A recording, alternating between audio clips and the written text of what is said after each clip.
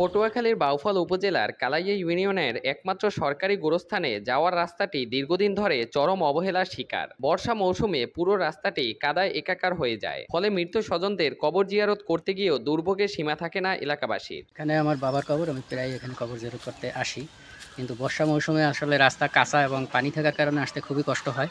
স্থানীয়দের অভিযোগ, কেবল বর্ষাকালেই নয়, অন্যান্য সময়েও গোরস্থানে পৌঁছানোর প্রধান সড়কটি ব্যবহারের অযোগ্য হয়ে পড়ে। গোরস্থানের পাশে নেই কোনো সীমানা প্রাচীর, পাশ দিয়ে বয়ে চলা একটি নোংরা ড্রেন থেকে প্রতিনিয়ত ছড়ায় দুর্গন্ধ।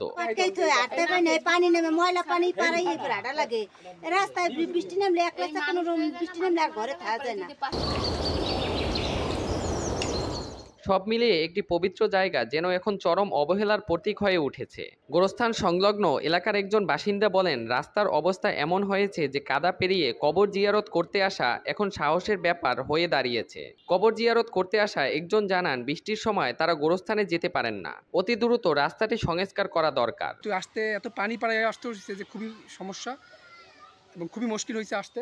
সবার দৃষ্টি আকর্ষণ করছি এবং এই আশু সমাধান চাচ্ছি যেন আমরা সুন্দরভাবে কবরস্থানে এসে কবর জিয়ারত করতে পারি। এই সড়ক দিয়ে শুধু কবর জিয়ারতই নয়, মৃতদেহ দাফন করতেও সমস্যার মুখে পড়তে হয়।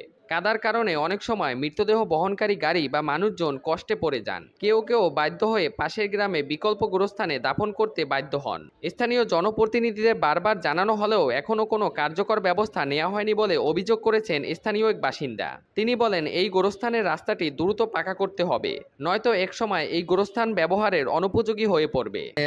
অনেক আগ থেকে ওই কর্তৃপক্ষকে অবহিত করা হয়েছে রাস্তাটা করার জন্য, কিন্তু এখন পর্যন্ত করা হয়নি। আমি দাবি জানাচ্ছি যে খুব দ্রুত অচিরেই যেন এই রাস্তার কাজটা করা হয়। স্থানীয় প্রশাসনের নজরদারির অভাব, তদারকির অভাব এবং জনদুর্ভোগের প্রতি উদাসীনতার ফলেই আজ এমন চিত্র, যা শুধু অবহেলার প্রতিফলন নয়, বরং মৃতদের প্রতি অসম্মানের একটি জ্বলন্ত উদাহরণ।